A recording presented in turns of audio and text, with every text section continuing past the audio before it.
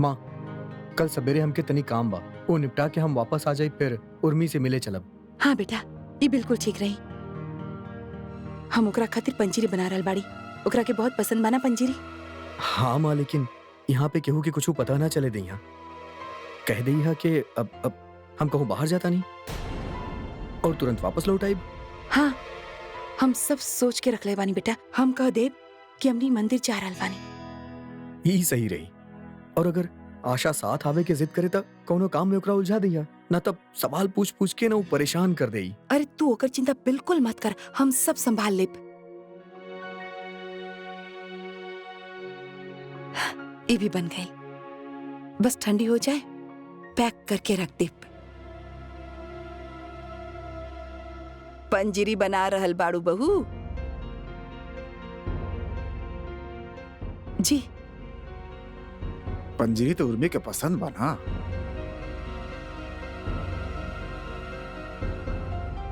हाँ तो उर्मी खातिर पंजीरी बना रहल बाड़ू ना? सच सच बताव। का माँ भी उर्मी के पंजीरी पसंद बा त का उर्मी ही सिर्फ पंजीरी खाई? गौरव के मन रहे ई खातिर बनेली हम। सच सच बतावा सरोज, तू दोनों में कोनो खिचड़ी पक रहल बा का? का खिचड़ी पकी? का बोले जा रहल बाड़े? तू लोगन के पता बाना कि उर्मी कहाँ बा ना? अम्मा हमके कुछ गड़बड़ लगा था सरोज। देखा, सच सच बतावा कि उर्मी कहाँ अगर बाड़ी? पता होत भी ना तो आपके काहे बताई था? काहे कि ई हक उर्मी के शुभ चिंतक के बा। ओकर पता जान सकी ओकर दुश्मन के ना, जो ओकरे जान के पीछे पड़ल बाड़े।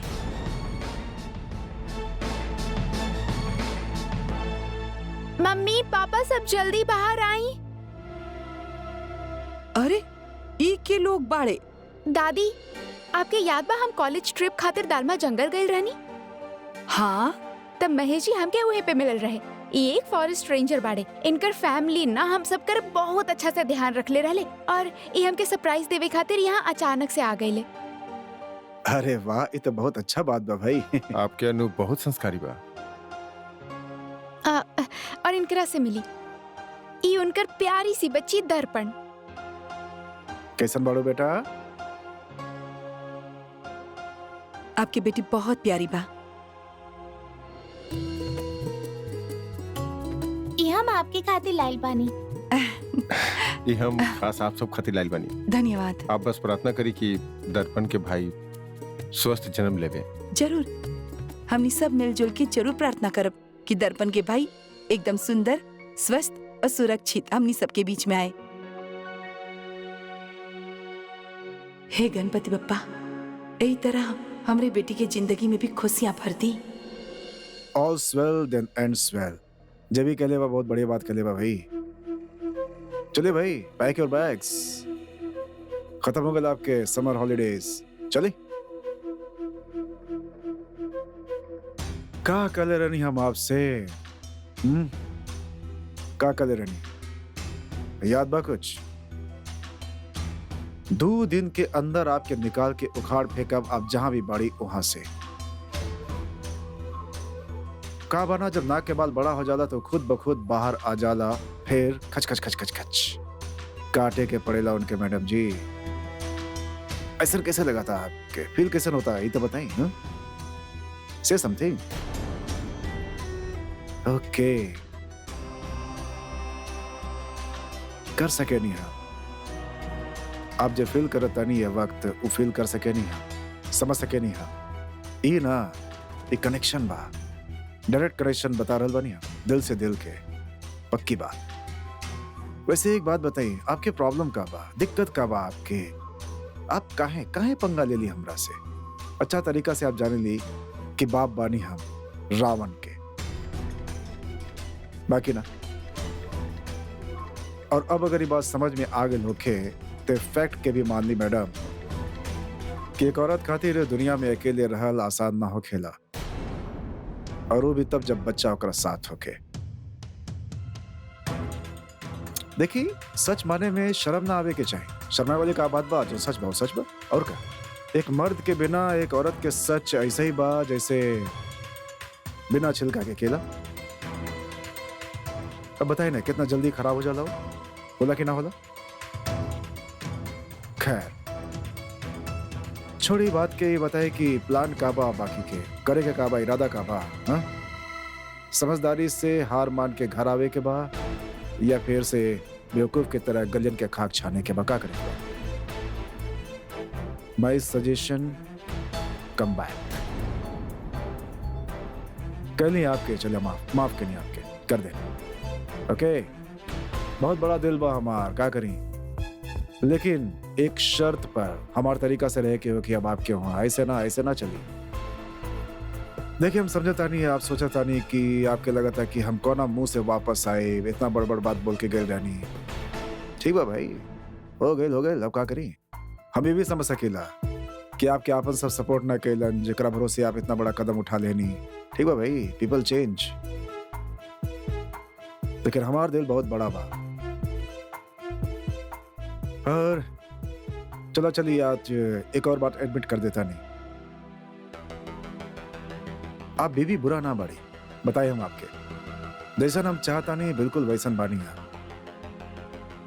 लेकिन एक गलती हो गई आपसे, हद पार कर देनी आप। देखिए, औरत बानी आप, ओके, और हम मर्द बानी, मर्द कुछ भी कर सकेला, ये समाज बा, एक्सेप्ट द रियलिटी।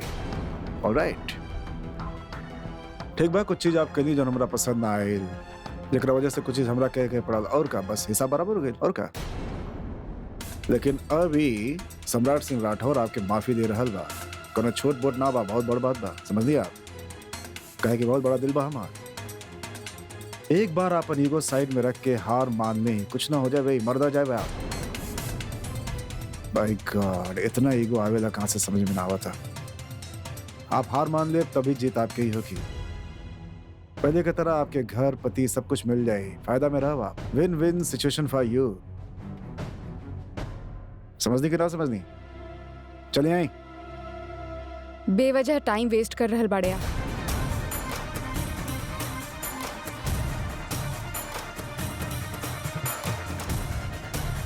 कुछ और काहे ना करे तनी।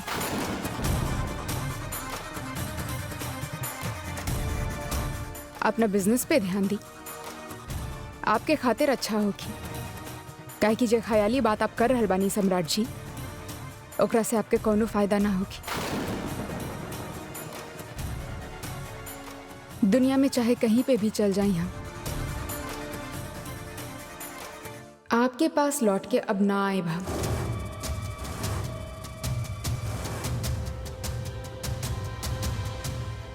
हवा में फूंक मार के का सोच रहल बाड़े आप कि हवा के आंधी बना दी हैं?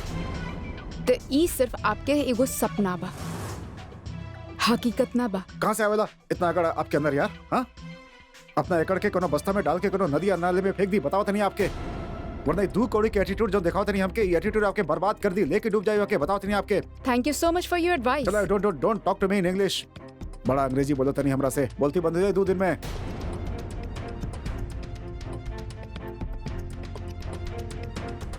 आपके जोन करे के बना वो करी, ओके? जैसे नहीं छबो ऐसे करिए आप, लेकिन हमारा बेटा हमारा साथ जाइए, दर दर के ठोकर ना खाई, मारो ना फिर आपके साथ ही।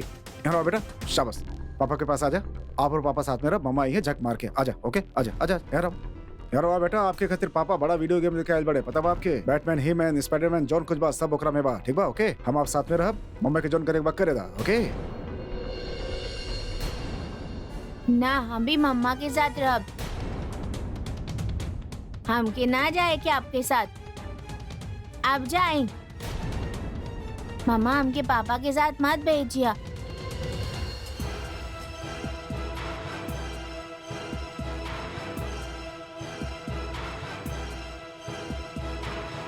मम्मा, आप जहाँ भी जाइबू ना, हम आपके साथ ही रहब। तो रहा अपन मम्मा के साथ, और सड़ा यहाँ वहाँ हमारे बेटा के हमारे खिलाफ कर दियो, छोड़ो ना। ऐसा कुछ ना कहले बानी हम सम्राट जी, और आपके जे जी में आवेला आप करी, पर एक बात अच्छा तरीके से ध्यान रखिए, अब आप हमरे वजूद के ना मिटा पाइए। आपके हर चुनौती हमके और मजबूत बनाई सम्राट जी। कल नौकरी से, आज हॉस्टल से निकलवा के शायद आप बहुत बड़ा जीत हासिल कैले होगी सम्राट जी, लेकिन हमरा खातिर हमरा खातिर हमार सबसे बड़ा जीत हमार बेटा शौर्य बा, जे आज हमरे साथ बा। जब तक हमार बेटा हमरे साथ बा, आपके कौनो भी कोशिश हमके ना हिला सकत। और बहुत सही कहले बा जे भी कहले बा, all is well that ends well.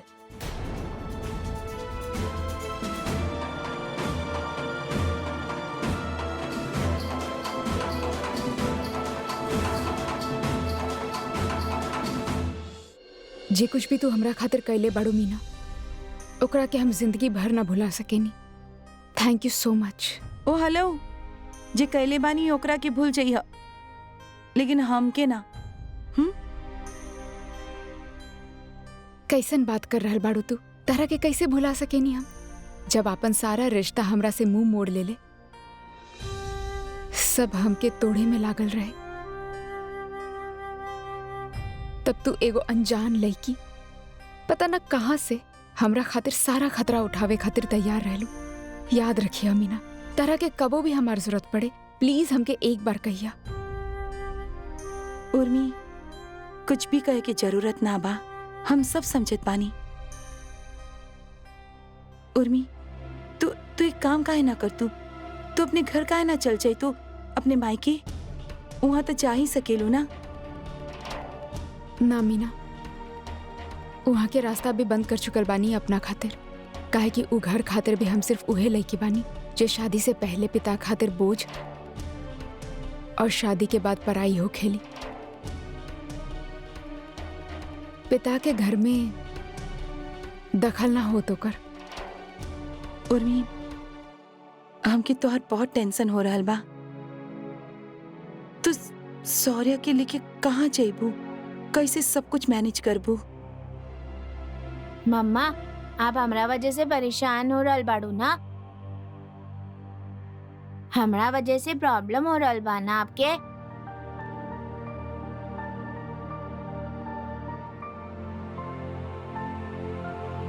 ऐसन काहे बोल रहल बाड़े आप तो मम्मी के ताकत बाड़ा ना, मम्मी की जान बाड़ा आप। हाँ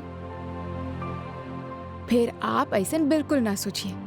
मम्मा, आप हमके कहीं और छोड़ के बात ना करिया।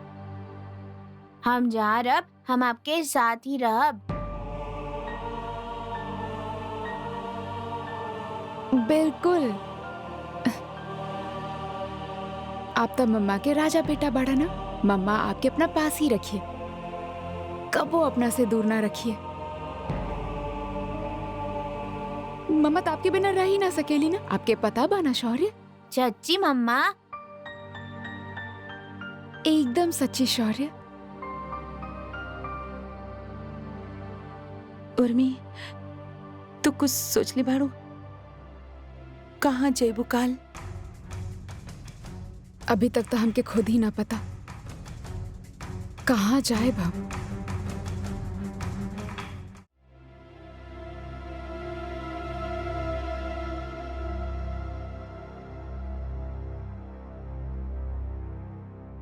अदिति, तू बिल्कुल ठीक बाड़ू, कोनो प्रॉब्लम ना बा। डॉक्टर, आदिति ठीक बाड़ी ना? हाँ, सब परफेक्ट बा एकदम। और हमनी के बच्चा? वो भी ठीक बा। अदिति, डॉक्टर कहा तारी सब कुछ ठीक बा, हमनी के बच्चा भी बिल्कुल ठीक बा।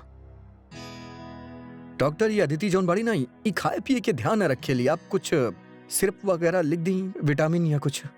ठीक बा, हम टॉनिक लिख रहल बानी, वो लेत रहिए। हाँ।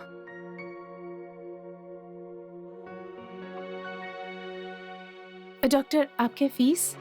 आज हमारा स्टाफ छुट्टी पे बा, तो एक काम करी, यहीं पे फीस दे दी। ठीक बा। अदिति दिखाइए जरा।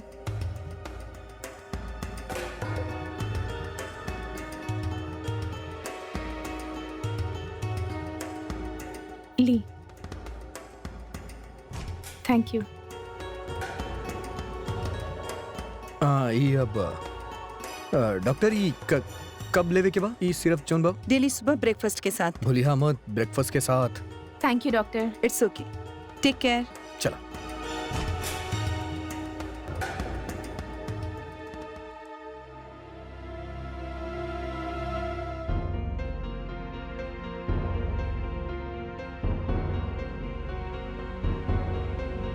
का भइल? का भइल का और का होखे के बा? ई कोनो जिंदगी बा? हमार पत्नी जौन हमार होखे वाला बच्चा के माँ बने वाली बड़ी, हम ओकर डॉक्टर के फीस ना दे सकेली। हम तोरा कह ना सकेली अदिति, हमके कितना शर्म आवेला। और ऐसा नहीं के कि हम कोशिश नहीं की करत, लेकिन पूरा झांसी में हमके केहू नौकरी देवे खातिर तैयार नहीं के। और जाना तानू काहे? सब तोहार भैया के वजह से। अरे हमार नाम खराब कर देले बा, पता ना का कहानी बनेले बा हमार मार्केट में। केहू हमरे से मिले खातिर भी तैयार नहीं के। लेकिन आप कहीं और काम करे, एकरा से भैया के का प्रॉब्लम बा? है ता का प्रॉब्लम बा एमे हमके समझ में नहीं आवत, पर इतना जरूर कर सकेली कि हमके लागेला वो आदमी कसम खा लेले बा कि हम भूखा मर जाई बस। का बताई हम तोहरा अदिति, हम देखा हम कितना कमजोर हो गए बानी। 2 वक्त के रोटी खाए खातिर पैसा नहीं के हमरा पास। पिछला कुछ दिन से बस 1 वक्त के रोटी खा के गुजारा करता नहीं, और वो भी बस अभी 2-3 दिन के पैसा बा, फिर वो भी खत्म। ये आप का करल बानी? कौनो बात ना देती, हम पानी पी के गुजारा कर ले। तू ये हाल में बस टेंशन मतलब डॉक्टर कहले बाड़े ना कि आराम करा तू। हाँ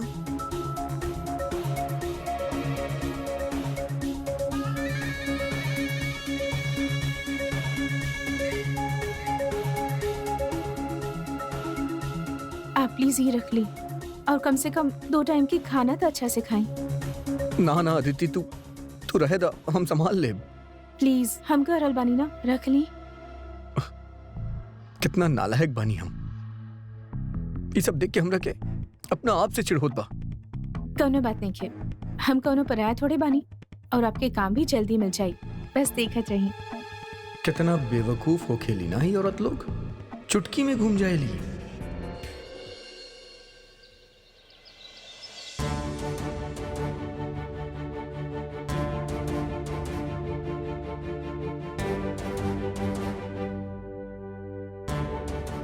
हे भगवान, इतना सारा रास्ता में से कौन सा रास्ता हमार बा? कुछ समझ नहीं के आ रहा है। केकरा पे चली, कहाँ जाएं?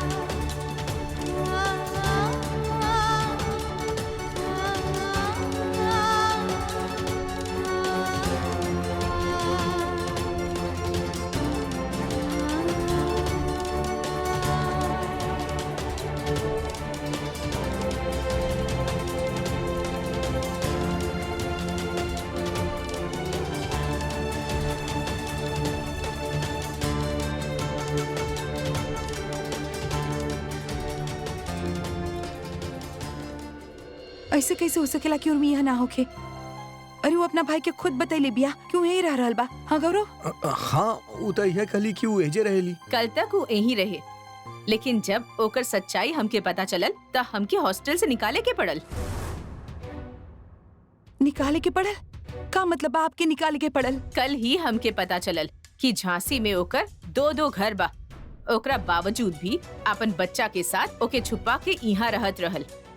यहाँ तक कि ओकर नौकरी छूट गई, वो हमके ये भी ना बतैलस। बहुत रूल्स तोड़ ले बियाओ, यही खातिर हम ओके हॉस्टल से निकाल देनी। अजीब औरत बानी आप। आपके केवल अपना हॉस्टल के कानून और कायदा नजर आई, एक बेसहारा अकेली लड़की आपकी नजर न आई। अरे आप औरत बानी भी। माँ सुनो। अरे रुका था, कैसे आप हमारा बच्ची के साथ ऐसा कर सकेली? कहाँ हो कि हमार बच्ची, कहाँ हो कि उर्मी बेटा? मैडम जी, आपके कुछ तो आइडिया हुई ना कि वो कहाँ गेल हुई? हमार काम सिर्फ वो लड़कियन के खबर रखल बा जे यहाँ रहेली, जे यहाँ से चल जाली, ओसे हमरा से कुछ लेना देना ना बा। देखा देखा कैसे बात कर रही बियाई। माँ आप शांत रही ना। मैडम जी आपके कुछ तो आइडिया हुई कहाँ गई हुई? ना वैसे ही पता था आपके होके के चाहिए। बेटी था आपके बिया ना। अजीब लड़की बिया, सबके यहाँ रहे भी हॉस्टल में रहत रहे। उतक कल ओकर हस्बैंड यहाँ पे आ गई और उस सारा सच्चाई हमरा के बता देहलस, वरना असलियत तो हमरा सामने ना आवत और ये लड़की हमारा आँख में धूल झोंकत रहत। मतलब बेटा सम्राट यहाँ आयल रहे, सम्राट के पता चल चुकल रहे कि उर्मी यहाँ रहत रहे। हे भगवान, कहाँ लेके गए हो कि हमारे बच्ची के? का हाल हो कि उर्मी के? का हाल कैले हो कि सम्राट जी होकर? जरा सोचो गौरव। माँ संभाली अपना आपके प्लीज। अरे कैसे संभाली बेटा, जरा तू सोचा तो की याद बा घर पे होके कैसे धमकी देके गल रहे सम्राट? कहाँ हो कि उर्मी? का हाल कैले हो कि हमार बच्ची के? देखिए आप लोगन के जे भी मामला बा आप बाहर जाके निपटाई। रिक्वेस्ट बाप से हमके परेशान मत करी। गौरव अच्छा माँ चली, हमनी उर्मी के ढूंढल जाए कहाँ गेल बाड़ी।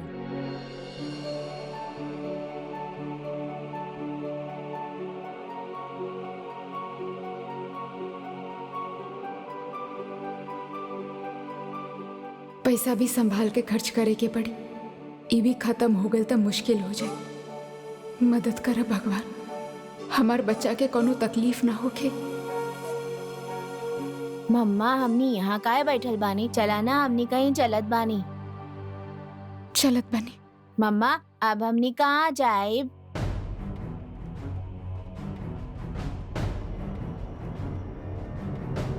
पहले रिसर्च करे पड़ेगा बेटा। फाइल भेजा फिर देखा नहीं का करे के बा। हाँ ऐसे ना शुरू हो जाला प्रोजेक्ट। रखा फोन। अरे ऑटो रोका ना, का बा यारी?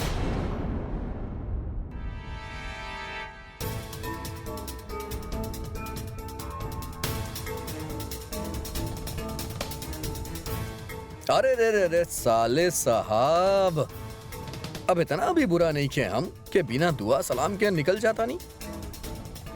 आपके बहन के पति। अबे चुप, खबरदार जे रिश्ता जोड़ने की कोशिश कैला। समझला तू? करो साला वाला नहीं कि हम तुहार, समझला साले? गाली लगेला तोरा मुंह से ही सब बात। कुत्ता के बेच साला। अरे अपना आपके तक गाली मत दा। हम जाना तानी टाइम तहार तनी बुरा चलत बा, पर होखेला फ्रस्ट्रेशन में सब चलेला। पर अगर हम कुत्ता बानी और आपके बहन हमरा से ब्याही बाड़ी तो आपका बहनी। अबे ज्यादा उड़ मत, समझ ले, उड़ मत ज्यादा। समझला तू? कुत्ता बड़ा कुत्ता रहा तू। और हमके तोरा पर भी गुस्सा आवेला। तोर जैसन कुत्ता जैसन चेहरा बना तोड़ फोड़ दे भी दिन बताओ नहीं। गरीब बात छोड़ा तानी तोरा के हम। जना दिन दिमाग ठरकल ना हमार, ई जन चर्चा चला था जुबान एकरा साथ का काटब तू सोच भी ना सकेला। समझला? बड़ा साला बनावे फिरा था यहाँ पर। कुत्ता साला कुत्ता के बेचारा। हट साला बनावे फिरा था।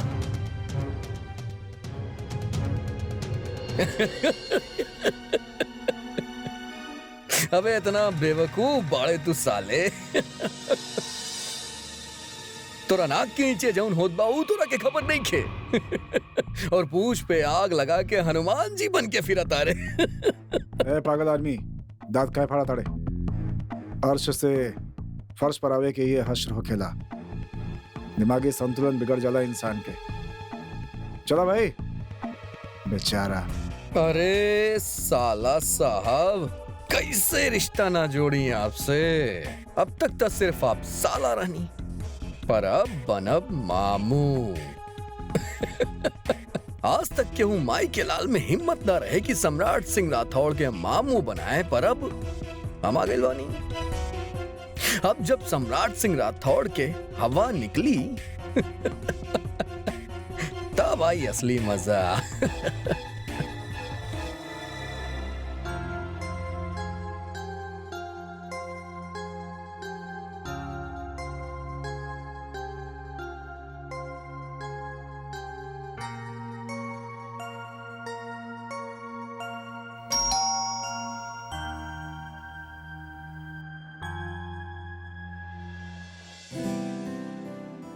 उर्मी, wow, oh my God, what a pleasant surprise.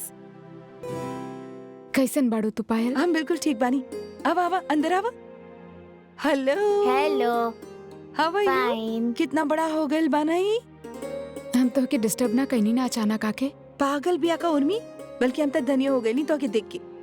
अब तेरा पास टाइम ही कहाँ रहला हमसे मिले के या हमारे घर आवे की? हम और फ्रेंड्स तो मिल लेली किटी पार्टीज के थ्रू, लेकिन तू दिखा क्या आयल बा, पहचान ला? नमस्ते। ऑफ कोर्स उर्मी, राइट? यस। जेकर बर्थडे पार्टी में तू गइल रहलू, हाँ पता बा उर्मी, जब से तुम्हार हस्बैंड सरप्राइज पार्टी देले बड़े ना, ये हमार जेल हराम कर दिले बिया। हर बार कहेले कि उर्मी के हस्बैंड के देखा और अपना आप के देखा।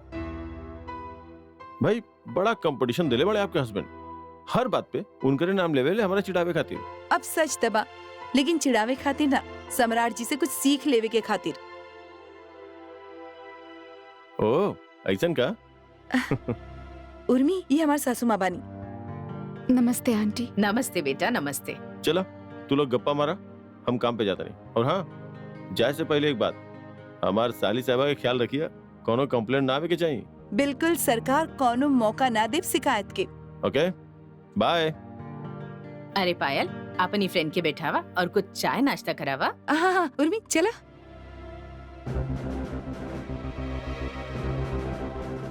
अरे बेटा, कहीं बाहर जा रहल बाड़ू का? हाँ उर्मी, कहीं जा रहल बिया का? सामान लेके आयल बा?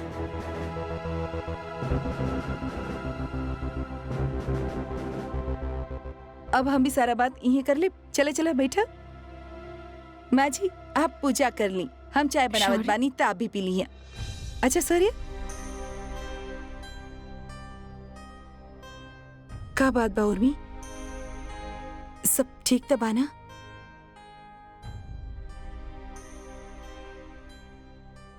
सॉरी बेटा, ये गाड़ी ना आप बाहर जाके चलावा, ठीक बा? ओके। उर्मी बतावा का बात बा? तू बहुत परेशान लग रहल बिया। पायल, जिंदगी एक कड़वा सच से सामना करेलस हमार।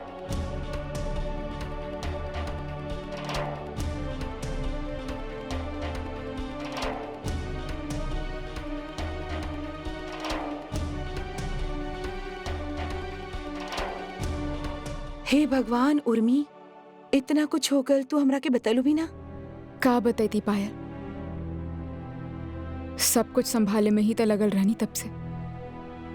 पता ना भगवान कैसे परीक्षा ले रहल बा हमार। समझ सकेलू हम, जे भइल बहुत ही बुरा भइल, पर अब का सोच ले हो कि तू आगे का करस? हमार कौन मदद चाहे तो बतावा। लड़खड़ाते ही सही अपन पैर पे खड़ा होके के कोशिश कर रहल बानी हम, लाख संभाले की कोशिश कर रहल बानी, लेकिन जैसे कुछ संभलल ही ना जा रहल। हम समझ सकेले। पायल, हमके तहर एक मदद की जरूरत बा। हाँ बोला ना। बुरा ना माना तो 2-3 दिन तक हम तहरे घर पे रह सके नी? हाँ उर्मी, बिल्कुल रह सकेलू, जितना दिन चाहो उतना दिन रह सकेलू हम। और तो कुछ पता ना कर पाए कि ना, अब इतना तो जरूर कर सकीले ना तोहरा खातिर। थैंक यू सो मच पायल। पागल बिया का उर्मी, अब एकरा में थैंक्स की का जरूरत बा?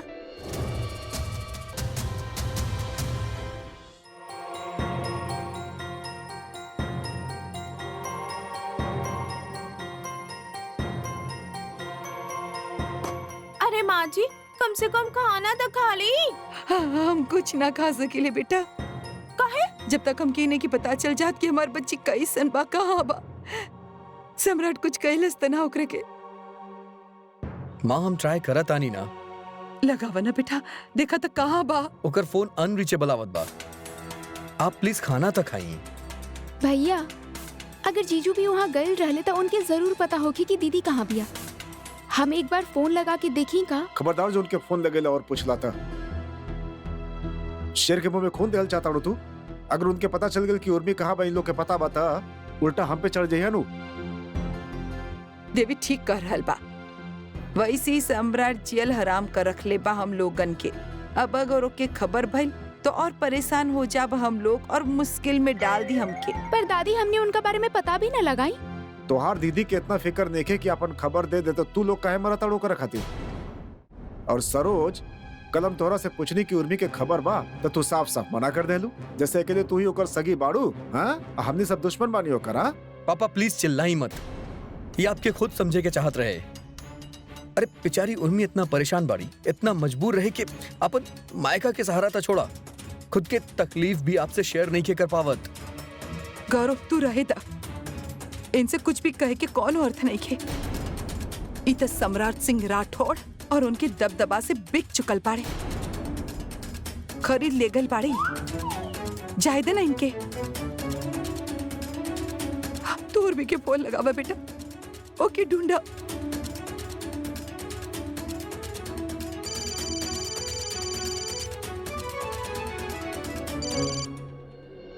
हेलो हेलो उर्मी, तू ठीक था? उर्मी तू कहाँ बाड़ू? भैया तो हमार चिंता मत कर, हम बिल्कुल ठीक बानी। हम पायल के साथ बानी। हमार बात करवा, हमार बात करवा। उर्मी तू ठीक बिया बेटा? हाँ सम्राट कुछ कैलेस तना तोरे साथ बेटा? मम्मी हम बिल्कुल ठीक बानी, सम्राट जी कुछ ना कहले। तू काहे इतना परेशान हो रहल बाड़ू? हमार बहन हमरा होत यहाँ वहाँ भटकत रहे, ये हमरा से बर्दाश्त नहीं के होत। देखा हम तोरा के लेवे आवत आनी बस। भैया हम समझत बानी कि तू लोग हमरा के लेके परेशान बाड़ा, तू लोग के हमार चिंता बा, और अपना आप के बहुत खुश नसीब मानी ले हम कि भगवान हमके तारा जैसन भाई देले। लेकिन भैया जिंदगी में कुछ ऐसन लड़ाई हो खेला जे इंसान के अकेले ही लड़े के हो खेला, ताकि भविष्य में आवे वाला कठिनाई के मजबूती से सामना कर सके। और हम अपना ई लड़ाई के मजबूती से लड़ के अपना पैर पे खुद खड़ा होके चाहत बानी। हम जानत बानी भैया कि तू हमरा साथ बाड़ा, और तहारी एहसास हमरा खातिर हमार बहुत बड़ा सहारा बा। पहला बार रिश्ता के डोर से छूट के बहन बेटी बहू इस सारा रिश्ता से परे होके उर्मी बने के कोशिश कर रहल बानी भैया। कोशिश कर रहल बानी कि हम ऐसे खड़ा हो जाएं अपना बलबूता पे कि बड़ा से बड़ा तूफान हमके हिला ना सके। और अगर आज भी हम तहार सहारा ले लेनी भैया, तो हमरा अंदर के आत्मविश्वास कहीं जाग ना पाई और कभी अपना मुश्किल से जूझ ना पाई हम। लेकिन बेटा जी कुछ भी तू चाहत बिया, तू यहाँ रह के भी तो कर सकेलू। वहाँ के हम कुछ ना कर पाई तो क्या याद बा तू एक बार हमरा के कैसे समझाइले रहलू? अपना भविष्य के सवारे खातिर आपके अपना वर्तमान में कई कड़ा परीक्षा देवे के पड़ेला। तो ई समझ ला मम्मी कि ई हमरा खातिर हमार कड़ा परीक्षा बा, जे भले ही अभी कठिन लग रहल बा मम्मी, लेकिन आवे वाला कल में ई हमके बहुत कुछ बना के और सिखा के जाए।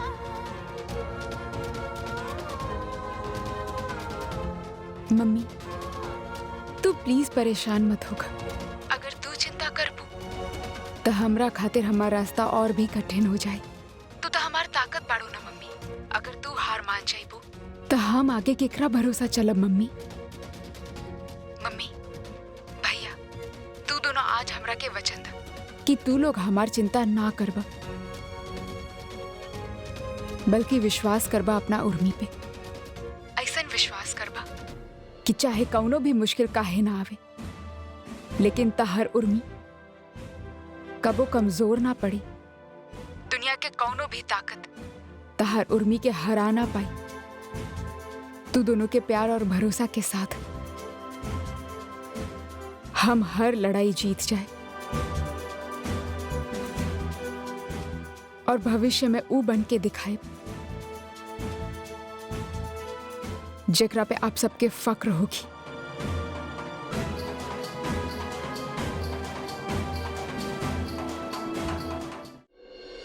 ई मॉल बा, कहे कि मॉल के डिमांड ज्यादा बा, ए खातिर मॉल के प्रोजेक्ट हम झांसी में लावल चाहतनी, लेकिन ये प्रोजेक्ट बड़ा बा, ए खातिर हमनी सबके मिल के एकरा में हिस्सा लेवे के होखी। दुनिया में चाहे कहीं पे भी चल जाए हम, आपके पास लौट के ना आए हम। आप अब हम साथ में रह, मम्मा जोन करता नहीं करे उनके, छोड़ो उनके, चलो। ना हम भी मम्मा के साथ रह, हमके ना जाए कि बाप के साथ। मम्मा आप जहाँ भी जाइबू ना, हम आपके साथ ही रह। तो रहा मम्मा के साथ, और सड़ा यहाँ हुआ तू हमारे बेटा के हमरा खिलाफ कर दो, छोड़ो मत। तोरा ऐसा क्या कुछ ना कहले बानी हम सम्राट जी, और आपके जे जी में आवेला आप करी। आपके हर चुनौती हमके और मजबूत बनाई सम्राट जी। कल नौकरी से आज हॉस्टल से निकलवा के शायद आप बहुत बड़ा जीत हासिल कैले होगी सम्राट जी, लेकिन हमरा खातिर हमार सबसे बड़ा जीत हमार बेटा शौर्य बा। जब तक हमार बेटा हमरे साथ बा, आपके कौनो भी कोशिश हमके ना हिला सकत। मिस्टर सम्राट, तो आपके कैसन लगल हमन के प्लान? आपके एकरा बारे में कुछ कहे पूछे के बा? मिस्टर सम्राट, आपके कुछ और पूछे के बा?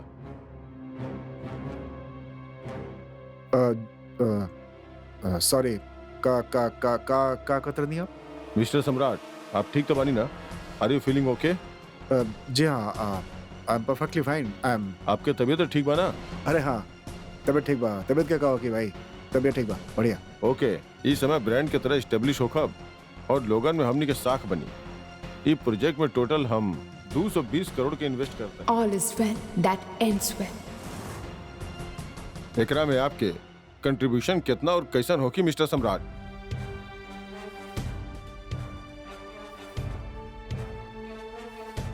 Where are you, mister Samrat? Sir, mister Chakraborty हमनी से हमनी के पार्टिसिपेंट परसेंटेज पूछ रहल बाड़े ताकि बचल अमाउंट के हमनी शेयर के थ्रू पूल कर ली। ना, शेयर के का जरूरत हो भाई? We have enough money, share भरना। मिस्टर सम्राट, लागत बा ना तो आप प्रोजेक्ट के लेके सीरियस बानी और ना ही आप हमनी के साथे काम करे चाहता नहीं। ना तो इतना सिली बात आप ना करती। नो सर, आप हमनी के गलत समझ रहल बानी। काम कहना कल चाहता नहीं, बिल्कुल काम करल चाहता नहीं आपके साथ। लेकिन आपके एटीट्यूड तो ऐसा बिल्कुल नहीं के कहा था। मिस्टर सम्राट, हमने यहाँ पे बिजनेस डील करायल बानी, लेकिन आई एम सॉरी टू से ई बिहेवियर के साथे हमनी कोनो रिस्क ना ले सकेली। सर के एक्चुअली आज तबीयत ठीक नहीं है, यही खातिर। हाँ, बिल्कुल सही कहनी है आप। हमार तनी एक्चुअली तबीयत ठीक नहीं है, यही से हम थोड़ा डिस्टर्ब बनी। अगर ऐसा बात रहे तो आज मीटिंग रखे की जरूरत का रहे। आप हमनी के समय और एनर्जी दोनों वेस्ट करनी। अरे ना मिस्टर चक्रवर्ती, कैसे बात करते नहीं। आप कंटिन्यू करिए। ये तो please। अच्छा हाँ? भइल मिस्टर सम्राट, हमनी के इनके काम करके पैटर्न समझ में आ गई। एक्चुअली वी आर सेफ। चलें। हमारी बात सुनिए। अरे खड़ा कहाँ होता नहीं, बैठी। द आप डील बैठी। Is close. अरे ये का मतलब है? सुनिए, अरे बात तो सुनिए मिस्टर चक्रवर्ती। सुनिए, बैठी प्लीज। अब मिस्टर चक्रवर्ती सुनिए, सुनिए मिस्टर चक्रवर्ती। का बिल्मा, अब हमके ऑफिस के बीच में से कहाँ बुला लेनी? कोनो अर्जेंट काम रहेगा? आपन बीवी से पूछा, आपन मर्जी से घर चलावे चाहेले, चलावे के बाद चलाए, लेकिन फिर हमके कोनो चीज से मतलब ना बा, बस। लेकिन भइल क्या बमा? तोहरे बीवी के सहेली कोरिया बिस्तरा लेके यहाँ रहे चले आई बाड़ी और ये ओकरा के इजाजत भी दे दिलस, बिना जाने समझे कि का भइल बा ओकरे और ओकरा पति के बीच में। पायल, का वो यहाँ रहे खातिर आइल बिया? हाँ, पति से लड़के अपन घर बार छोड़ के यहाँ आइल बा। लेकिन पायल, ये तो ठीक नहीं है। अब ओकरा पास दूसर कोनो ठिकाना ना बा। अब ऐसे में 1-2 दिन रहली तो का हो जाई? अरे कौनो बात तो होगी जे केहू ओकर साथ ना दे रहल, जेकरा के ओकरे घर वाले सहारा ना देले, ओकरा के तू रखबू और बिना जाने समझे कि का भइल बा। अरे आप लोग प्लीज थोड़ा धीरे बोली। वो वॉशरूम में बा, सुन ले। सुन ले तो सुन ले, हम कौनो चोरी थोड़ी ना कर रहल बानी। और याद रखिया, ऐसन औरत के साथ देहल और साथ रहल दोनों ठीक ना बा, समझ लू। माँ जी, ओकरा साथ बहुत बुरा भइल बा। माँ जे भी करल बड़ी ना, ठीक करल बड़ी। हमके केहू के लफड़ा में पड़े की जरूरत नहीं है, और तू केहू के फटे में टांग काहे अड़ा रहल बाड़ू? हमके बेफजूल के लफड़ा ना चाहिए, प्लीज। और तोहरा के तो उहे पता बा जे तोहार लाडली सहेली तोहरा के बतवले बा। हकीकत का बा केकरा के पता बा? ठीक बात। तू तो सिर्फ एक तरफ के कहानी सुन ले बाड़ू, दूसरे तरफ के बात तो तोरा पता ही नहीं है। कल के उठ के कुछ भी पंगा खड़ा हो गई तो हमने के फालतू में लेवे के देवे पड़ जाई। अरे लेकिन बस पायल, बस 100 बात के एक बात। तू ओकरा के खिलावा पिलावा, चाहे तो 2 वक्त के खाना ओकरा बांध के दे दा और साथ में कुछ पैसा भी दे दा। हमके यहाँ कोनो मचमच ना चाहिए, प्लीज। अब अरे उर्मी, धुला दिलू हाथ पैर सॉरी की।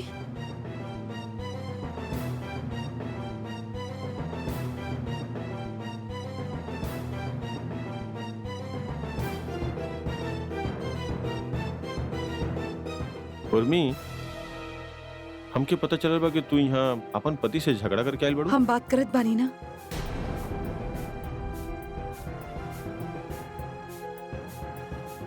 उर्मी, डोंट माइंड। वो कहबा कि ऐसे में तोहार हमार घर में रहल ठीक ना होगी। हम ना चाहेने कि तोहरा वजह से हमनी को कोनो मुश्किल में पड़े।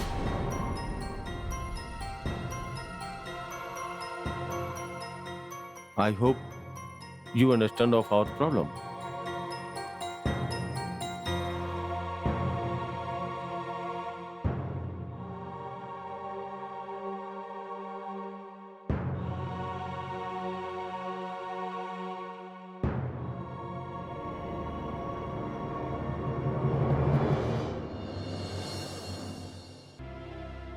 इंटरव्यू एजे बाड़े ना?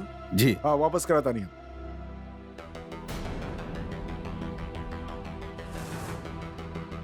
शाबाश बहना के भाई, राखी के लाज। कहाँ चल देता भाई साहब बन के, गले में फंदा लगा के? कोनो बैंक का डायरेक्टर रख ले तोरा के? ओ दिन भी देख ले बा सम्राट। अच्छा, पता ना सवेरे सवेरे तहार मुंह देख लेनी, पता ना आगे का हुई। कहो कि इंटरव्यू बा हमार, पता ना तहार मुंह देख लेनी, अब होई क्या ना होई, डाउट बा हमरा के। अरे डाउट का बा, हम बताओ था नहीं ना कहो कि फेल हो जाइबा तू।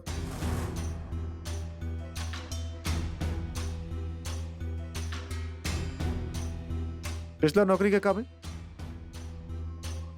निकाल दिया वहां से का? वैसे अच्छा जान पहचान भाई हमार, का तो करी सिफारिश बना दिया तोरा के डायरेक्टर बने के बा। कहाँ कहाँ पहचान दिखाई बा, कहूँ तो रुकबा। इतहार जोन पैतराबाजी बना, ऐसे हम उर्मी के सपोर्ट कैल बंद ना करब। अरे समझला करला तू? जितना सपोर्ट करेगा अपन बहन के भाई साहब, लेकिन लौटे के आपके बहन के हमरा पास ही बा, ई कंफर्म बा, समझला?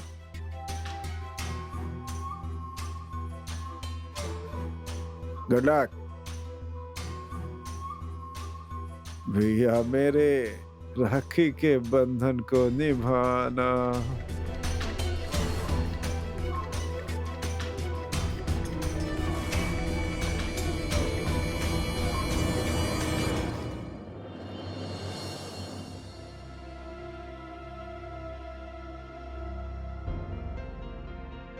₹5000 बचल बा,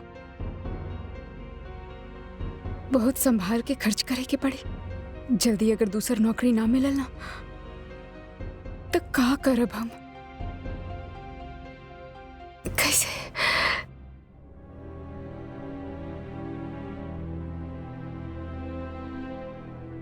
उर्मी, आवा पायल।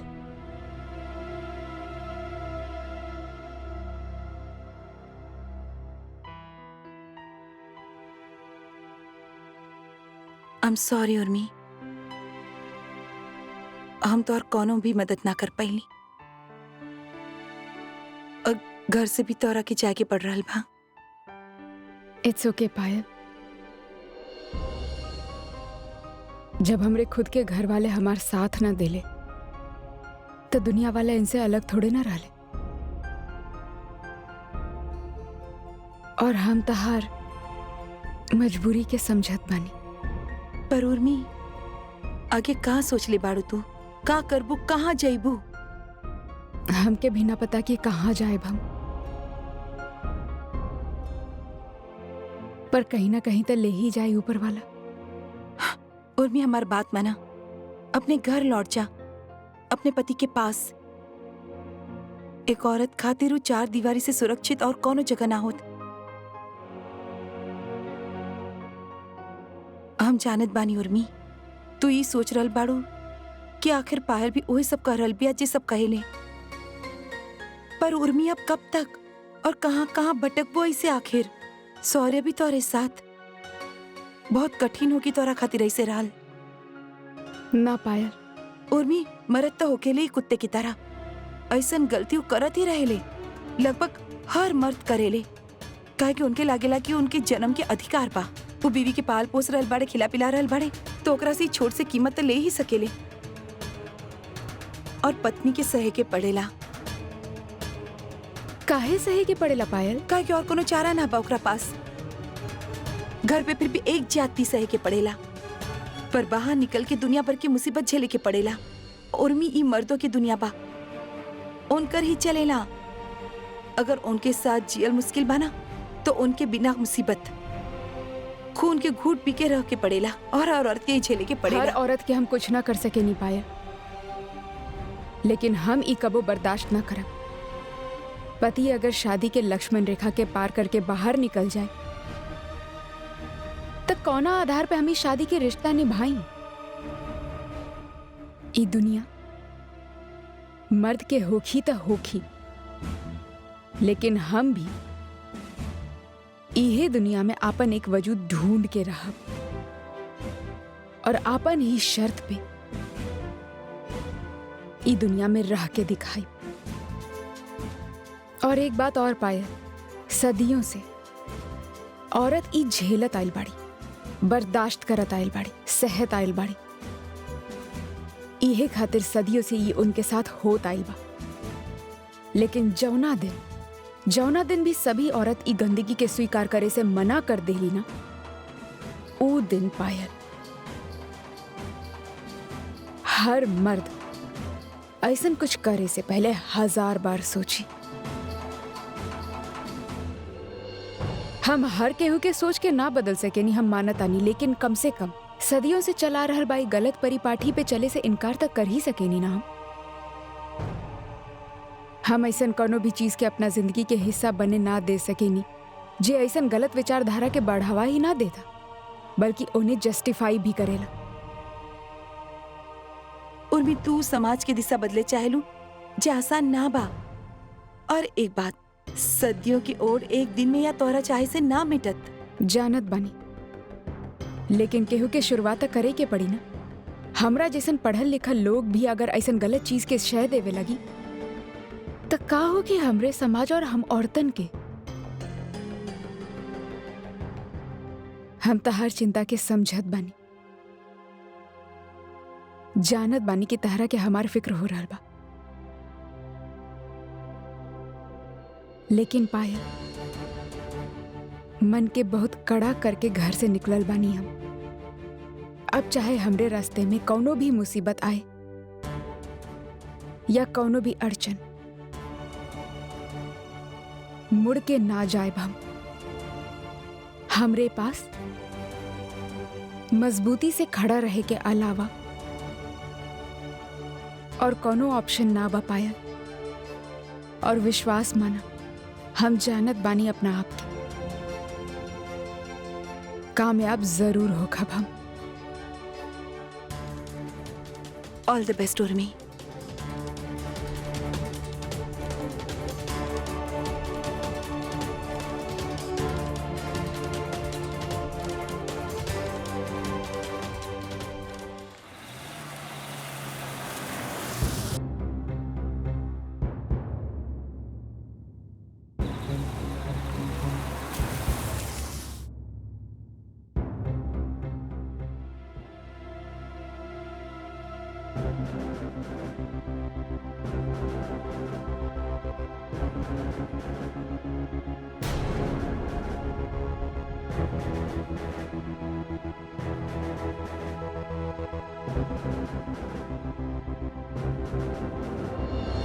तहार हिम्मत कैसे भइल उर्मी के छुए के? तहार कोनो हक ना बनेला, नीच और गिरल इंसान।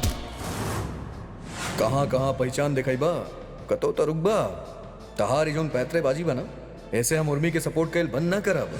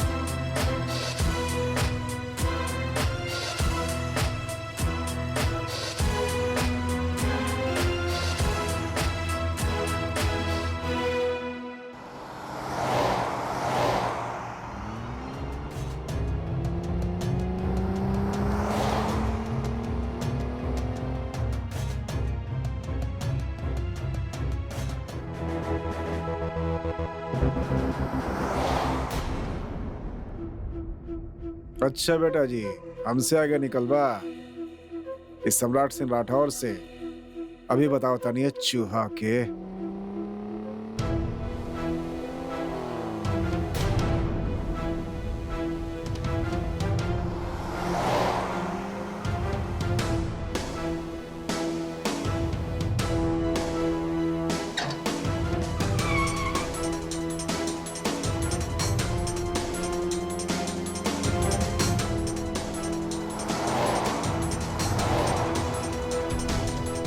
सम्राट कह रहा है वाला पैदा नहीं के पहले दुनिया में।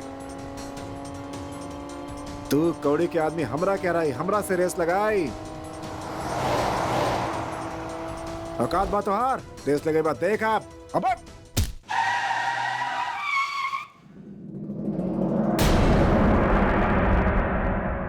पागल बड़े करे हैं पागल।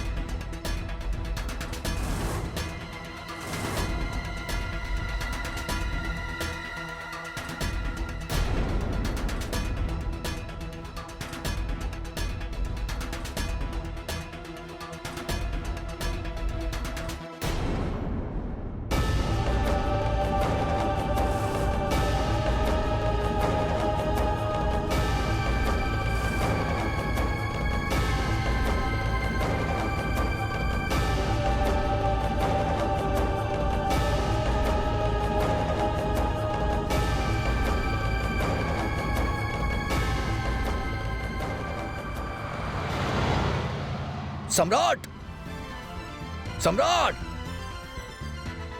अबे सम्राट, सम्राट।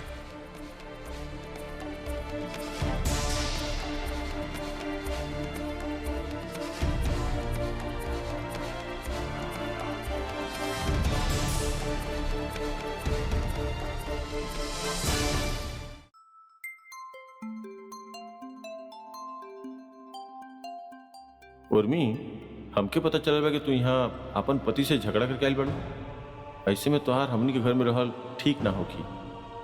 शादी के बाद लड़की के घर ओकर ससुराल होखेला, जहाँ डोली जाला वहीं से ओकर अर्थी भी निकलेला बेटी के।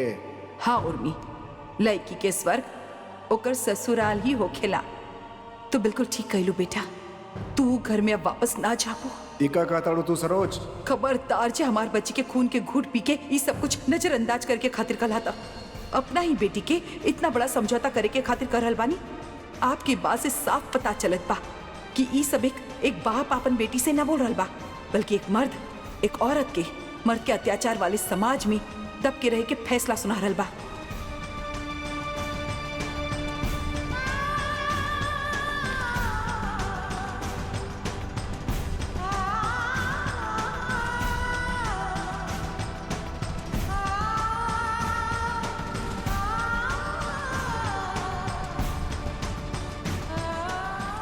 औरत क्या आप ऐसा काहे बनेले भगवान?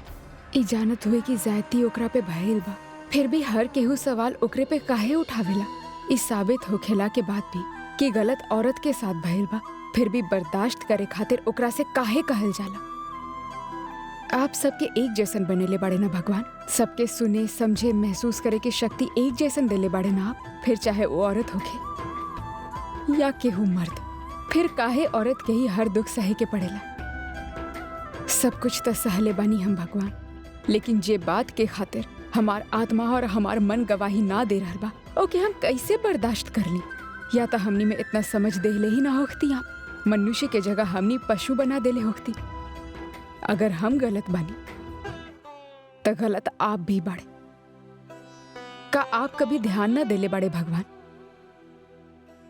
आप ही के बनावल ई मनुष्य ई कैसन समाज बना देलस, जहां एक तरफ नर मुंड के माला पहने वाला काली माता के पूजा कियल जाला, उहे दूसरा तरफ मर्द के जाति के खिलाफ खड़ा होके वाला हर औरत के दबावे के कोशिश कियल जाला। अब सर्वज्ञानी सर्वव्यापी बाड़े भगवान, हम बस आपसे इतना कहे चाहिए, अगर हम गलत ना बन तो हमार मदद करी भगवान, शक्ति दी हमके।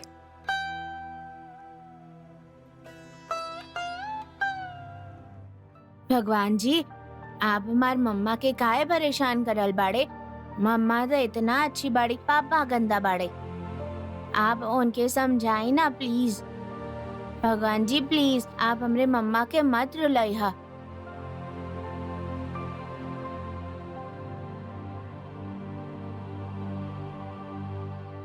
मम्मा, अब आप परेशान मत होई।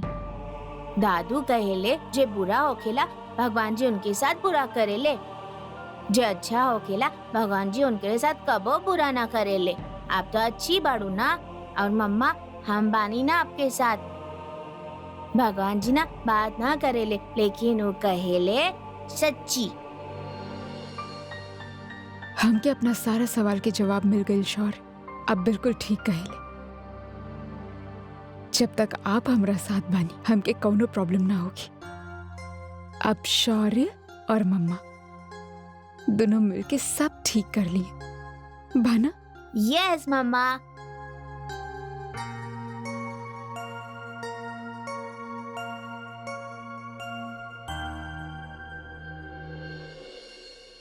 बहुत भइल मंदिरा, अब 2 मिनट पे तू ऊपर ना चलू ना तो हम तोहार शिकायत पापा से कर दे। बस 10 मिनट मम्मा, रुकी आ रहल बानी। बिल्कुल ना, कल तोहार स्कूल बना। चला ऊपर सोवे चला। मंदिरा जा बिटिया, इतना देर हो गल, बजा जाके सो जावा, फिर सवेरे नाटक छलन शुरू हो जाई तोहार। हाँ, और उठे लेना तो टाइम पे चल जा।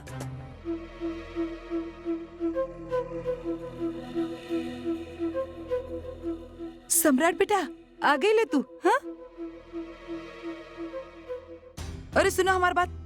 अरे सब ठीक था बाना? अरे का ठीक होकर लगे बड़ा तू, का ठीक भाई? देखा नहीं कहते कैसे मानी हम कि सर पे लाउड स्पीकर लगा के बताई हम कैसे मानी? हर समय पीछे पड़ल जरूरी बका? आपका प्रॉब्लम का बा? अरे ना बेटा, हाँ हमके तो तू परेशान लागेला, यही खातिर हम तोरा से पूछ का, ली का, का परेशान माना? करो परेशान ना, हम काहे परेशान मानी? और कुछ ना होगी, का होगी आपके बेटे के? कुछ ना होगी भाई, हम आपके देख के परेशान हो के और इनके देख के। हमके? हाँ जी, आपके देख के। इतना सवाल पूछ ली हमरा से, पता ना कहाँ है, पूछे नहीं, बस दिमाग चलत रहेला आपके। चिंता बात है, मत पूछी ना सवाल, बक बक करते रही, बस इरिटेट करे नहीं।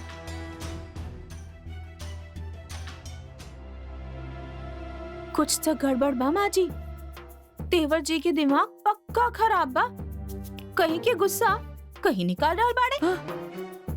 हाँ, तू चुप रह बहू, सम्राट के हम देखत बानी है।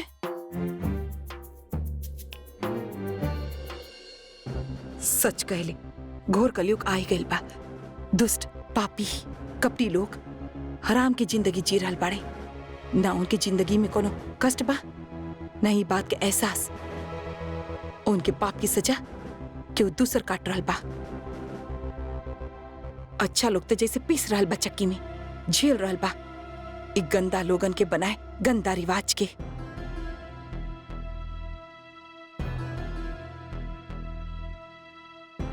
जाने सोवेले कैसे आराम से नींद, ऐसन लोग नींद आ भी चले। इतना बड़ा काम कैला के बावजूद अच्छा लोगन की तो जैसे भगवान के कदर और चिंता ही नहीं खेल। झूठ और गलती के नाव पे चले वाले लोग, उनका तब बेड़ा पार हो जाला, और अच्छा लोग बेचारा डूब जाले।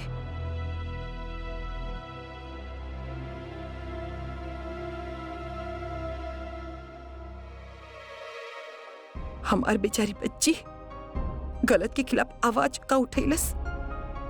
इतना कुछ सहन करके पड़ रहल बाओ के अपना वजूद के साबित करे के खातिर सम्राट सिंह राठौड़ जिंदगी के मजा ले रहा बा, सो रहलो की चैन की नींद।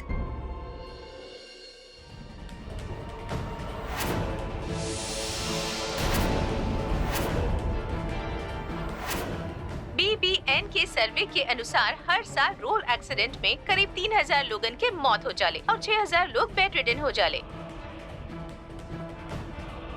हाईवे पे एगो खतरनाक एक्सीडेंट हो गइल बा, जेकरा में 2 लोगन के जान चल गइल बा। कार के टक्कर मारे वाला जीप के ड्राइवर फरार बा।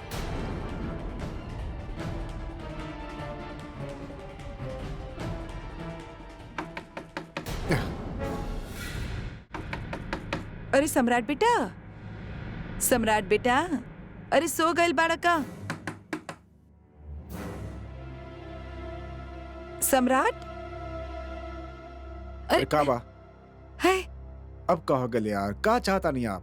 चैन नहीं खे आपके? अरे तू सोइला ना अभी तक? अब सोली ना था का करब? पलना में झुला के सुलाई हमके? ना, हम तोहरा खाती ना अच्छा सा चाय बना के लाइल बानी, पीबा तो बहुत अच्छा लगी तोहरा के। हाँ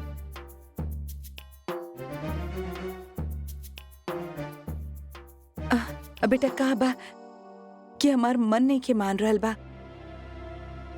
तू हमके बहुत परेशान लागला, जैसे कोनो बड़ी बात हो गई होखे। हमके लागल कि कोनो बड़ी परेशानी बा, टेंशन वाली बात बा। हाँ, का बात बा बेटा, हमके ना बताइबा का? अरे कोनो बात ना यार, प्लीज कोनो बात ना। अब बेटा इतना तो हम समझी ले कि हमार बेटा कब दुखी बा, कब तकलीफ में बा। एक खातिर तम तोहरा से पूछ रहल बानी कि का बात हो गइल बा, का तकलीफ बा। अरे बेटा, हम तोहर माँ बारी, हमरा से ना बताइबा का? तू है बताव, बताव ना का भइल बा।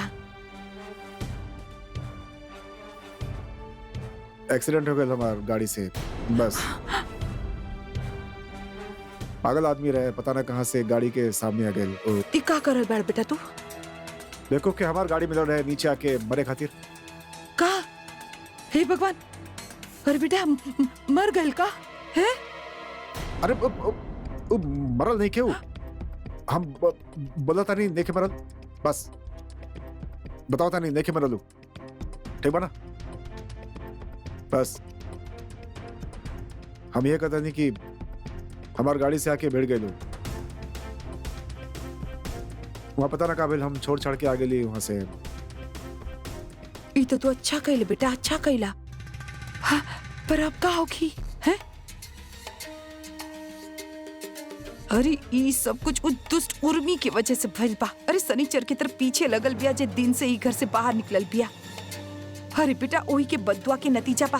देखा कोनो न कोनो परेशानी आवत ही जा रहल बा। अरे बड़ी मनहूस औरत बिया। बकवास करता नहीं आप यार, तरी तो सेंस में बात कर करिए आप। उर्मी के कहला होता नहीं बीच में? हाँ? उर्मी के कहला होता नहीं बीच में, हमके बताई।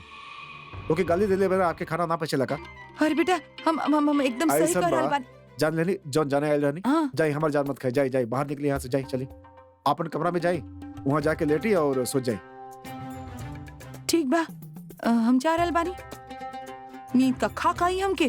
अरे रात भर टकरात गाड़ी नजर आई सपना में। हाँ, अरे तो भजन कर ली सोते से पहले। भजन ना तो भगवान के पीछे सीना से लगा के सोती, सपना ना आए मैं। ओके, गाड़ी टकरात नजर आई, निकली यहाँ से, वरना हम टकरा जब आपसे। बताओ तो नहीं आपके। ठीक बा, चाय पी लिया? अरे ना पिए के बाद लेके जाई।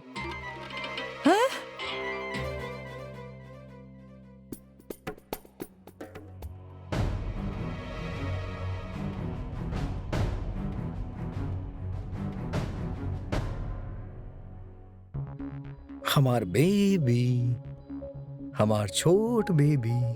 देखा के मिले आयल बा? पापा मिले आयल बाड़े का? मम्मी आपके पापा से मिले ना लावेली? अभी बोला था नहीं मम्मा के। देखा बेबी का कहा था? बेबी कहत बा कि वो आपसे नाराज बा, आप होकर बात ही ना सुनेली, पापा के पास लेके ही ना आवेला मिले खातिर। अच्छा, आप अभी से बेबी की मम्मा के शिकायत करे सिखा देले। बहुत प्यारा रहल बा। ओके, और ना तका तो प्लीज हमके प्रॉमिस करा कि रोज एक बार लेके तैबू हमसे मिले खातिर। अच्छा बाबा लाइव, लेकिन अभी तो फिलहाल आप जाएं। रात बहुत हो चुकल बा और अगर केहू देख लेलस ना तब मुसीबत हो जाए। कैसे बताई तहरा के अदिति, कितना यहाँ मजा आवत बा एसी में आराम करे में। अदिति, आज के दिन रहे देना यहाँ प्लीज। पागल हो गए बानी का आप? हाँ, तोहार प्यार में पागल हो गए बानी अदिति। प्लीज अदिति आज रुके दा, केहू के ना पता चली। ना ना, हमके बहुत डर लगेला। अब डरे की का बात बा? अब देखा वैसे भी अभी बहुत लेट हो गई बा, सब सुतल बाड़े और सवेरे सबके उठे से पहले हम चल जाए, प्रॉमिस। कितना सुकून मिलत बा हमरा यहाँ, कितना ठंडक बा यहाँ, मतलब दिल के ठंडक मिलत बा। तोहार गोद में कितना सुकून मिलत बा हमरा के। अमृत, लेकिन अगर केहू के पता लग गई ना तो बहुत बड़ा तमाशा हो जाए। अरे कुछ पता ना चली अदिति। वैसे भी अदिति, जब से हम तोरा से अलग भेल बानी ना, एक रात भी चैन से ना सुतल बानी। हमके घुटन होखेला वहाँ पे, देखले बाड़ू ना कैसन बा हमार वहाँ कमरा। अरे केहू कैसे रह सकेला वहाँ पे। अब तोरा पास रहब तब तो चैन के नींद सूत पाई। प्लीज अदिति मान जाना, सोए देना आज प्लीज। अच्छा ठीक बा, लेकिन सुबह होते ही वक्त पे चल जाइए, कहे कि भैया देख ले लेना, बहुत बड़ी प्रॉब्लम हो जाए। अरे बीबी, ई कोनो बोले के बाद बा हमार जान। हमके तहार भी बहुत फिक्र बा और हमार छोट बेबी के भी। थैंक यू सो मच।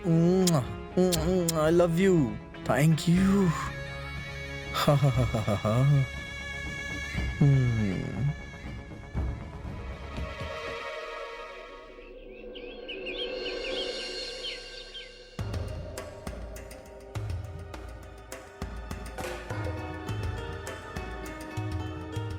कहीं कुछ छपल तो नहीं किया एक्सीडेंट के बारे में?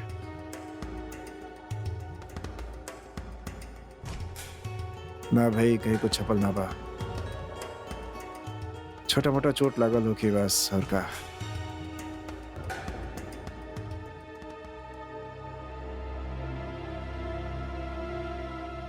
का भइल बेटा? कोनो खास खबर छपल बाका है? हाँ ना। ना अब बेटा अच्छा से देखा, का बाकी गरीब गुरबा आदमी रहे, राह चलत फालतू के ऐसे में जो अखबार वाले बाड़े ना, उन कोना कोना में एक दो लाइन लिख देले हो कि जरूर तू देखा था सही। हाँ का खबर का बोलता नहीं आप? अरे बेटा, एक्सीडेंट के खबर। अरे तू देखा जरूर लिखल होखी। अरे तो का हम कहे देखी भाई। हाँ हम कहे देखी, दिमाग खराब हो गया हमारा। एक्सीडेंट की खबर का लगा था आपके? और कोनो काम देखे हमारे पास का? ये देखे बैठे हम कुछ भी वैसे छपल तो ना बा कुछ।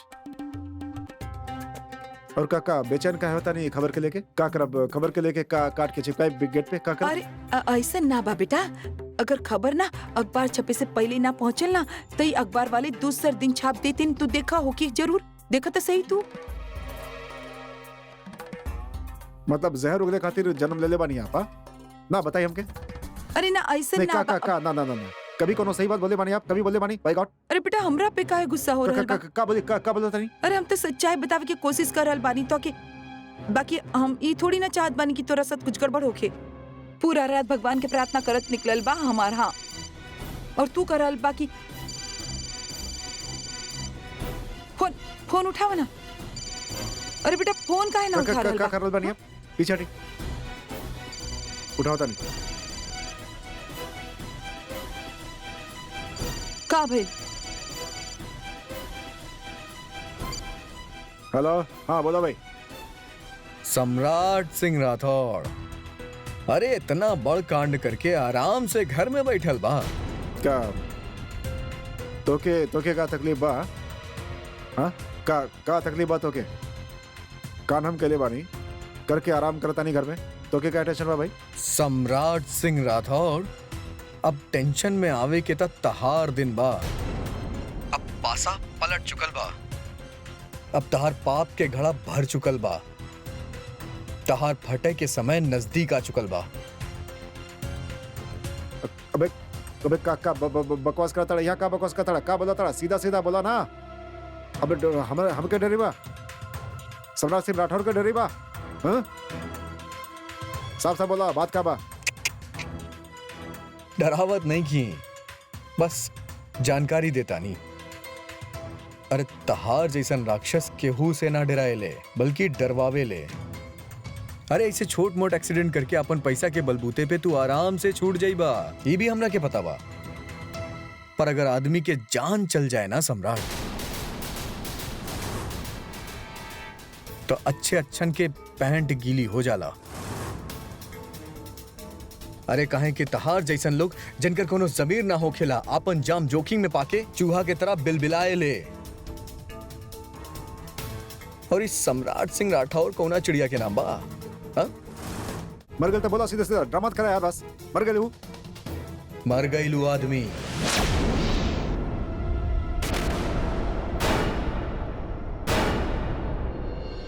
जान से हाथ धो बैठल बाबू। सबसे दुखद बात पता बा का बा? ओकर मौत कैसे भइल? केकर गाड़ी से भइल? एकर चश्मदीद गवाह सिर्फ और सिर्फ हम बानी, गौरव सिंह।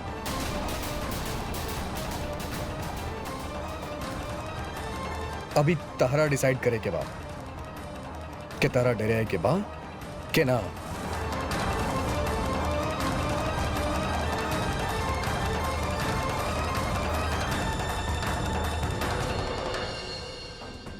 का भल बेटा? अरे मर गल का? अरे हम कुछ पूछ रहल बानी, मर गई?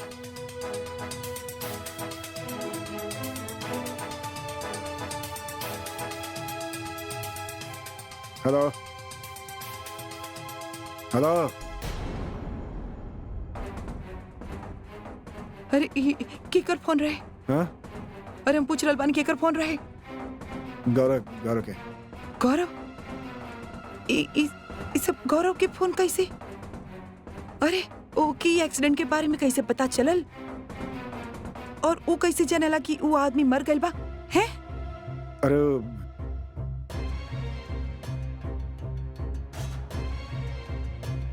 गौरव के गाड़ी रहे हमरा गाड़ी के पीछे, वो देख लेला एक्सीडेंट के। और का हे भगवान! अरे अब तक कहीं के ना छोड़ी गौरव हमनी के।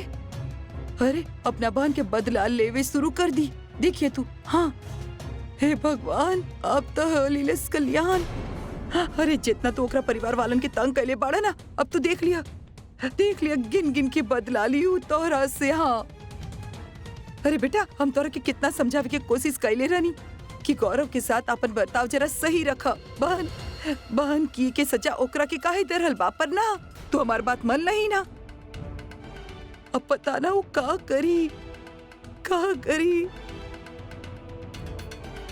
का बाकी वो गवाह बा, वो आंख से देख ले बा एक्सीडेंट हो, देखियो तोहरा के जेल भेजवा के ही दम लियो। हाँ अब बता रहल बानी, तोहरा के देख लिया का बाकी तोहरा हाथ खून भइल बा, मौत भइल बा तोहरा हाथ। तो की पता बा एकर कितना बड़ी सजा हो सकेली बेटा? अरे फांसी भी लग सकेले तो के। हे भगवान, हमार बेटा की रक्षा कर ल तू, बचा ले एकरा के। अरे बकवास बंद करिए आप। अरे हाय तौबा, मचा से भगवान जी बचाए खाते हमरा के, बताओ थे नहीं आपके। अरे बेटा, भगवान ही कुछ कर सकेला, इंसान कुछ ना कर सकेला। हाँ काहे कि तोरे हाथ खून भइल बा, मौत भइल बा तोरे हाथ। हाँ तू देख लिया, तू सीधा जेल जाएबा। अरे फांसी ना भी भइल ना तो पता ना कितना साल की जेल हो जाई तो के। अरे बेटा, जब वापस आएबा तो पता नहीं बेटा हम तो की जिंदा मिलब की निकलने भगवान जी के पास। यार चुप हो जा, चुप। जब देखा ही हो जाए का चाबी बदल का क्यों पीछे? अरे चुप कर चले, निकली बाहर यहाँ से। का भइल देवर जी? माँ का भइल?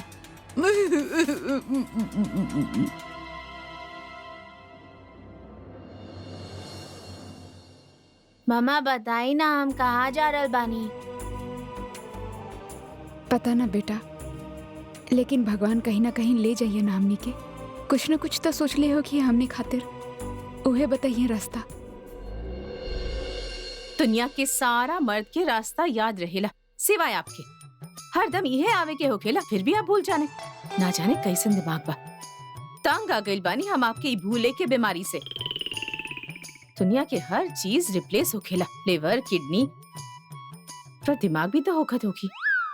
अरे ऐसन बना तो सच में भगवान हम अपन सब कुछ बेच के ना एगो ढंग के दिमाग फिट कर देब ई बुढ़ऊ के खोपड़ी में। एक मिनट चुप करब आप सुषमा जी, कि बोलत ही जाई।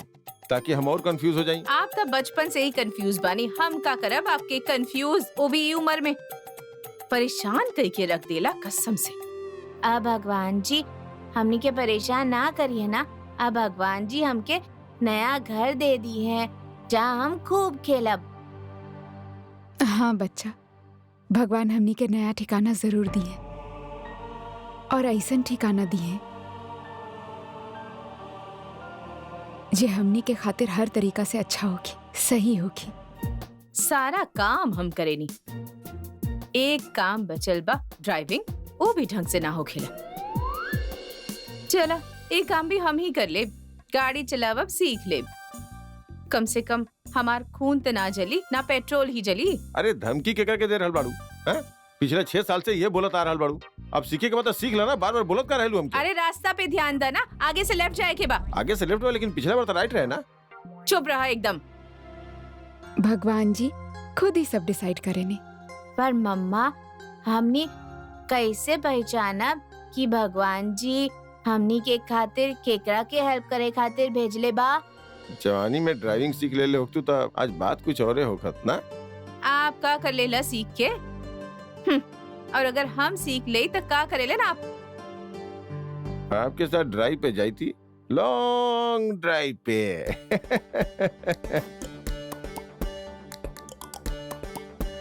गाड़ी के पीयूसी करवाइला की ना? अब हमके कहाँ याद बा, भूल जाए नहीं, हमके याद नहीं है। हमके काहे ना भूल जाता? तू भूले देबू तब ना। का? कुछ ना। अरे अरे अरे अरे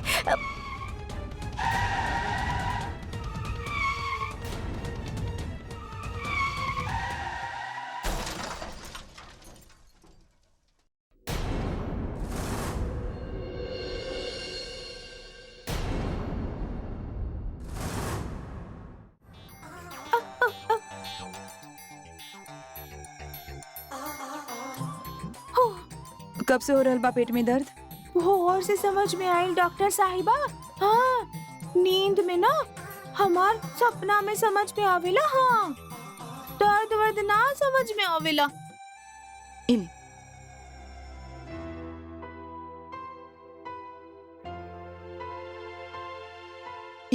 इतना सारा टेस्ट करवाब जरूरी बा? हाँ, अगर कोनो प्रॉब्लम होगी तो पता चल जाई। इस सारा टेस्ट करवावे में लगभग खर्चा कितना होगी? ज्यादा से ज्यादा 4-5 हजार में सब कुछ हो जाई। 4-5 हजार कम लग रहा बा का? और ई का बात भइल, जरा से बात पे घड़ी घड़ी जांच करल बानी। कई जांच करब जरूरी बा। देखा ऐसा था हमके कुछ लग न रहल बा, फिर भी रिस्क काहे लेवे के? हमरे टाइम में तो कोनो जांच ना भइल और सब कुछ ठीक ठाक हो गई। और गौरव की नौकरी भी त ना बा, खर्चा कहाँ से आई? अम्मा दादी बहुत इम्पोर्टेंट बा। डॉक्टर हमनी सारा टेस्ट करवाइब और हर तरह से हमनी सेफ होके चाहता नहीं, बस। गुड।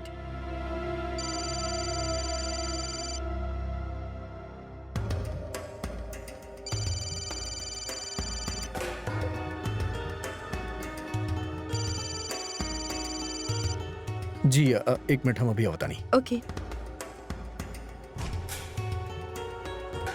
हेलो गौरव, हम बोला था नहीं, तू फोन काहे काट दिला रहा? हम बात करते नहीं तोरा से। अरे भाई राशि फल देखत रहनी यही खातिर, और हमार फोन बा जब मर्जी तब काटब। तू बोला तो क्या कैसे पता कि वो आदमी मर गए? काहे कि बेटा हम ओहिजे रहनी, शायद ही तू भुला गेल बाड़ा कि तू वहां से भाग गेल वाला। हाँ,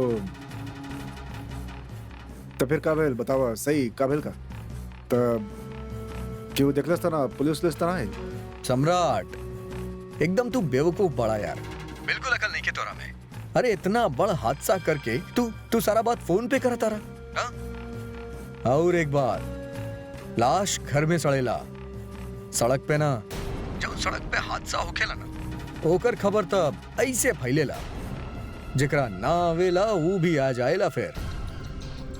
और का पता कि हमने के फोन टैप होत होके, तारा खिलाफ तो सबूत ऐसे ही मिल जाई। सम्राट बाबू हमने के मिल के बात करे के चाहिए। ना तो टंग जाइबा। तू आवा हमारे घर पे आराम से बात कर, अब आवा घरे आवा। ओके ठीक बा भाई। हाँ